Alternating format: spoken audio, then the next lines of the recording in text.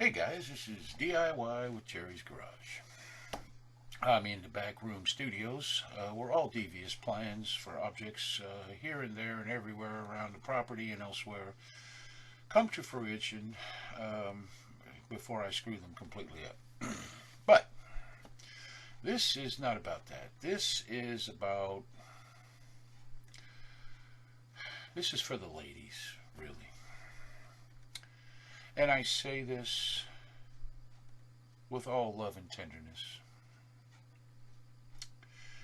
If you're helping your gentleman do home improvement and you see him standing there staring off into the wilderness, he's thinking.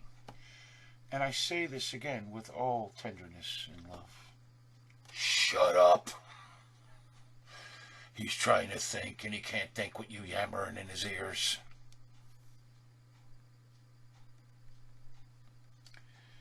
It's not going to happen, is it?